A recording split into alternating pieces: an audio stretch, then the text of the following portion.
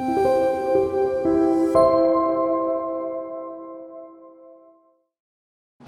and welcome to In Med Bay.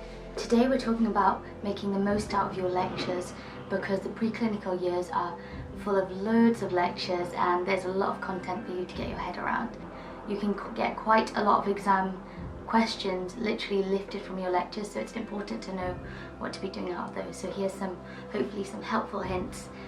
So the first thing I think that is important is just not to get overwhelmed, because I know it's so frustrating with the amount of content there is. Sometimes you just feel like it's all going over your head, especially while you're sat in the lecture. But that is a crucial point of time. So there's a few things I would advise that you do to try and get the most out of the 1 hour, 2 hour, perhaps 5 hours you're stuck in a lecture theatre. I found that not all lecturers were useful. Not all lecturers were good at teaching either. They had good content perhaps on their slides, but some of them preferred to just read through slides. So one option you have after you get to know your lecturers a little bit is looking at who's going to give the lecture in advance and deciding if you think it's better to wait for their recording or for the slides to be released, and if you can afford to just go through that. Or if you want to go in, if they're a good teacher and their slides may not cover a lot of the content that they speak about, once you get used to it you can decide what's most appropriate with that. And you'll go to lectures and you'll see 89, 99 slides, and I don't know, we have only 1 hour lectures, or sometimes some lecturers are given 1.5 to 2 hours, and when you're seeing they're putting 90 slides in that lecture, unless it's just question and answering, you're not going to find the most useful delivery in that kind of ratio.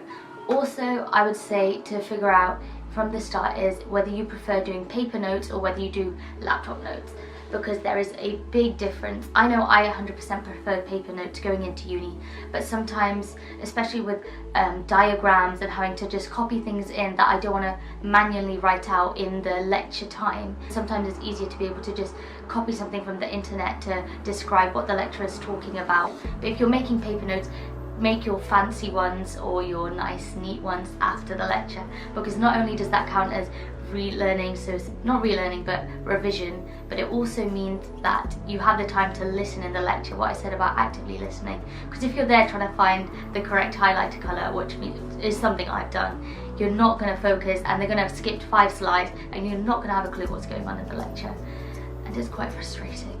And also try and summarise your notes, because like I said, with the really long lectures you do not want 89 pages of handwritten notes, but if you summarise the key points you'll be able to thank yourself later that it's concise, and it's a really good skill to have. Another important thing is trying to figure out what works best for you in terms of active learning in a lecture, because there is no point attending all these lectures in a day and coming back and thinking, did I learn anything or did I just write things down? So for me, I like to doodle while the lecturer talks, so my hands occupied doing something but my brain is focused, and that's just what works for me. So try and engage and listen. So for some people it's writing down the notes and it goes in because they're writing and listening. Some people it's not making notes but just listening and later going through the slides.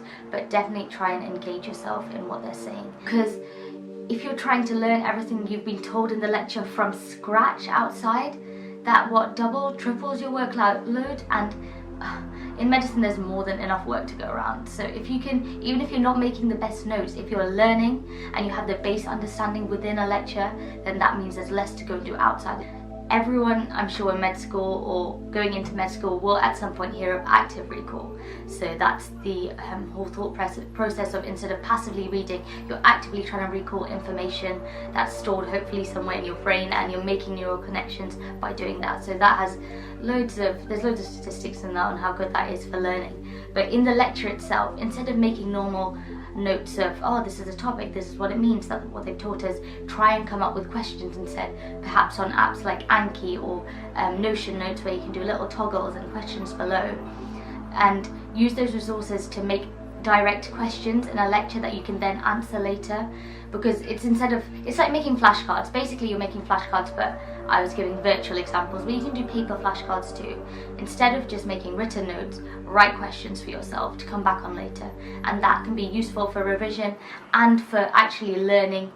I'd say not that long after, make sure to consolidate that lecture, especially if it's covered new content or new topics that you've not heard of before, because the longer you leave it, the less likely you are to be able to pick it up quickly. Whereas if you're doing it within the same week that they delivered the lecture, you're probably going to be already doing the same topic, so your brain is primed to be learning that kind of content, and it's not so far in the distant memory that you can't understand it. Hopefully in that there were some helpful hints for you in your lectures that you can take out of that. And that's all from In Med Bay. Make sure to like, comment and subscribe, and share this if you can, if you like our content. And we have Insta, Twitter and Facebook, so follow us on there. Thanks! If anyone's figured it out, please let me know, because I still lose focus. It's gone from 20 minutes into 40 minutes into a lecture, but that's not good when I have 4 lectures in the same day. It's not normal.